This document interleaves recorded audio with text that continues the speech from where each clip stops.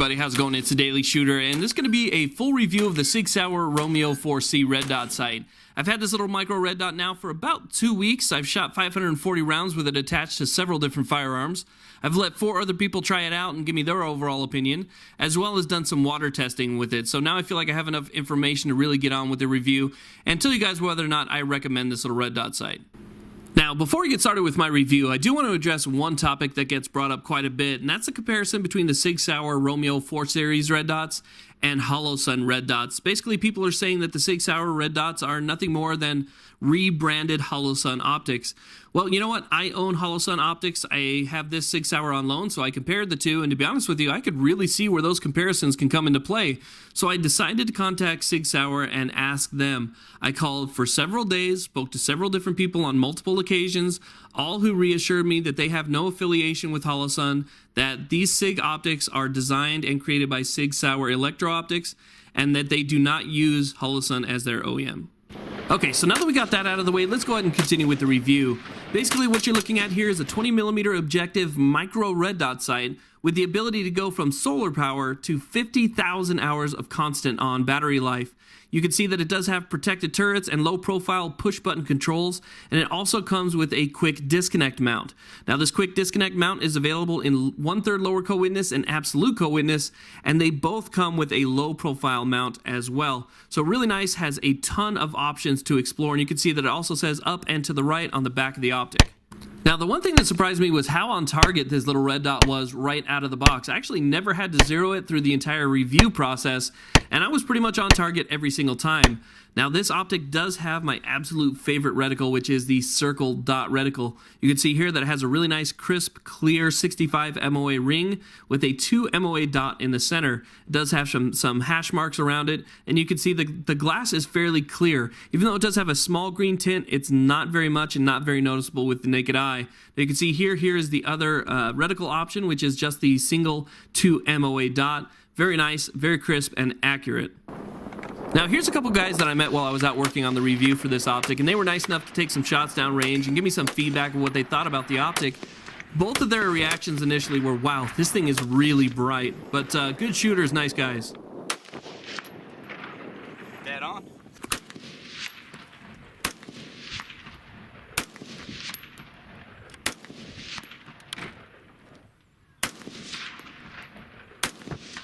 It's pretty easy to find.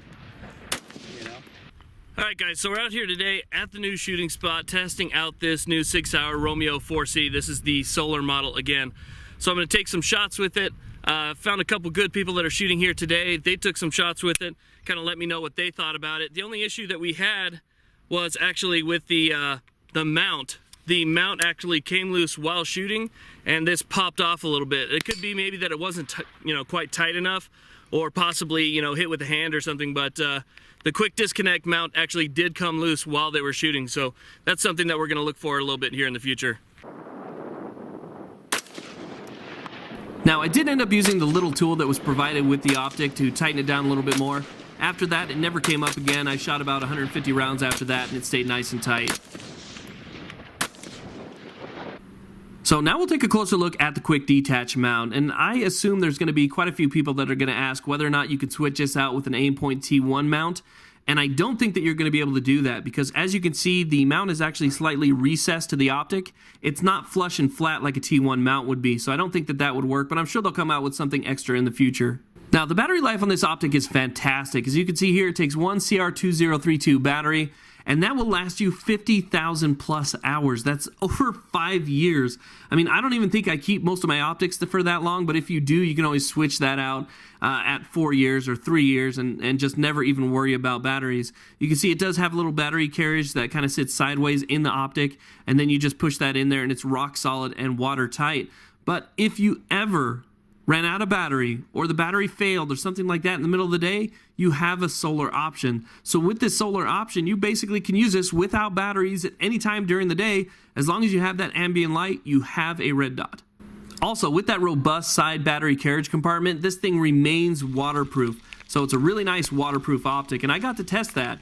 I got to test that because it rained really hard for several days, and I decided to take the optic outside and let it sit out there for hours just rained on it, rained on it, rained on it with the caps closed, with the caps open, and then even poured more water down it just to see if it would still run. So I left it out sitting in this spot for a long time and let it rain for probably 3.5 hours. And then after that, we took a look down through it, made sure that the optic was still on. And then once I verified that the optic was still on, I actually gave it a little bit more testing needed to be done. So I sat it up like that for a little bit and had some fun with it. I mean, an optic has to run to me in water or else it's not worth the money. You can see that the optic is still running. You can kind of see the red dot right there. Sorry, I couldn't get it to focus really well.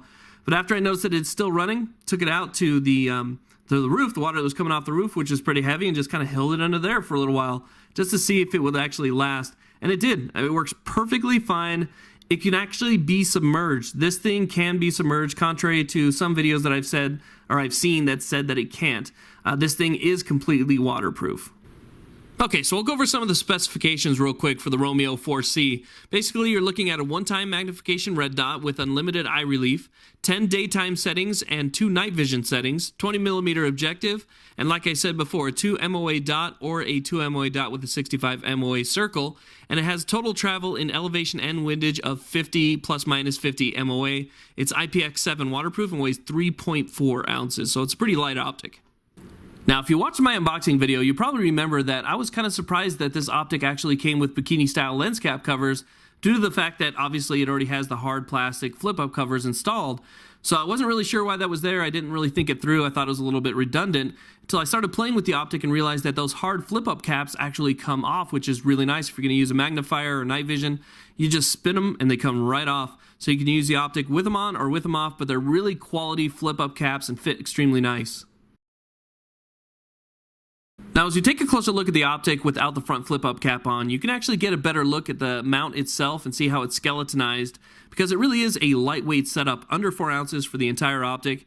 And you can see right there the red tint from the multi-coated lens. That multi-coated lens is very nice and very clear.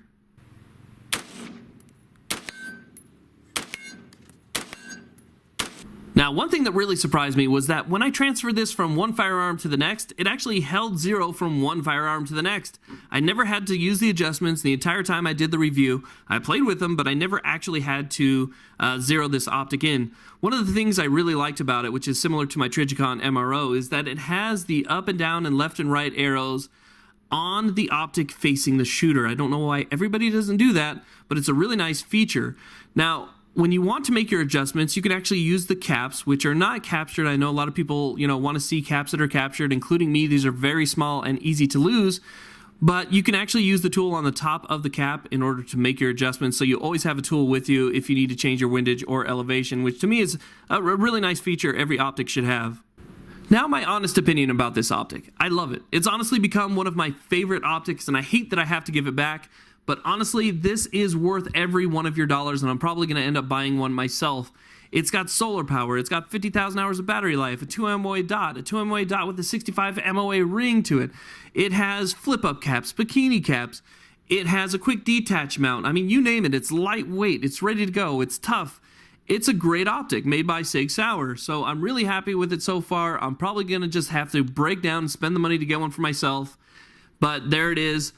Thank you all very much for watching. Please like, subscribe, and have a great day.